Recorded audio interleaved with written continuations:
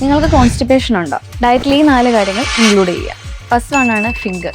അത് ഡ്രൈഡ് ആണെങ്കിലും അല്ലെങ്കിൽ ഫ്രഷ് ആയിട്ടുള്ളതാണെങ്കിലും ഡയറ്റിൽ ഇൻക്ലൂഡ് ചെയ്യുന്നത് വളരെ നന്നായിരിക്കും. ഓവർനൈറ്റ് സോക്ക് ചെയ്തിട്ടാണ് കഴിക്കുന്നതെങ്കിൽ അത് ആ വെള്ളത്തോടു കൂടി കഴിക്കുകയാണെങ്കിൽ ഗട്ട് ഹെൽത്ത് ഇമ്പ്രൂവ് ചെയ്യാനും സ്റ്റൂള് കുറച്ചുകൂടെ സ്മൂത്ത് ആക്കാനും നിങ്ങളെ ഹെൽപ്പ് ചെയ്യുന്നതായിരിക്കും.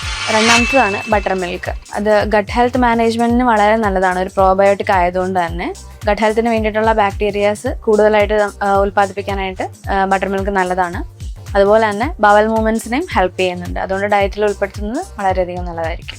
ബട്ടർ മിൽക്ക് നിങ്ങൾക്ക് ലഞ്ചിൻ്റെ കൂടെ ഒന്നുമില്ലെങ്കിൽ റൈസിൻ്റെ കൂടെ മിക്സ് ചെയ്ത് കഴിക്കാം, അല്ലെങ്കിൽ ആസച്ച് ബട്ടർ മിൽക്കായിട്ട് നിങ്ങൾക്ക് എടുക്കാവുന്നതാണ്. മൂന്നാമത്തതാണ് ഓട്സ്. ഓട്സിൽ ഫൈബർ കണ്ടൻറ്റ് കൂടുതലാണ്. അതും സോലബിൾ ഫൈബർ കണ്ടൻ്റ് ആണ് കൂടുതലായിട്ടുള്ളത്. സ്റ്റൂളിൽ വാട്ടർ കണ്ടൻറ്റ് ഹോൾഡ് ചെയ്യാനായിട്ടുള്ള ഒരു കപ്പാസിറ്റി ഓട്സിനുണ്ട്. അതുകൊണ്ട് ബവൽ മൂവ്മെൻറ്റ്സ് കുറച്ചും കൂടെ ഈസി ആക്കും.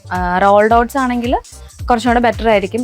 നോർമൽ ഇൻസ്റ്റൻറ്റ് ഓട്സിനേക്കാളും റോൾഡ് ഓട്സ് കൂടുതലായിട്ട് ഡയറ്റിൽ ഉൾപ്പെടുത്തുക. നാലാമത്തതാണ് പപ്പായ. പപ്പായയിൽ പപ്പായ എൻസൈം ഉണ്ട്. അതുപോലെ തന്നെ വാട്ടർ കണ്ടൻറ്റും സോലബിൾ ഫൈബറും കൂടുതലാണ്. അതുകൊണ്ട് ബവൽ മൂവ്മെൻറ്റ്സിന് കുറച്ചുകൂടെ ഹെൽപ്പ് ചെയ്യും. അതുവഴി കോൺസ്റ്റിപ്പേഷൻ തടയാനും ഹെൽപ്പ് ചെയ്യും. ഇതുപോലുള്ള ഹെൽത്ത് ടിപ്സിനായിട്ട് ഈ കാണുന്ന പേജ് ഫോളോ ചെയ്യാവുന്നതാണ്. അതുപോലെ തന്നെ കൺസൾട്ടേഷനായിട്ട് താഴെ കാണുന്ന നമ്പറിൽ കോൺടാക്ട് ചെയ്യാവുന്നതാണ്.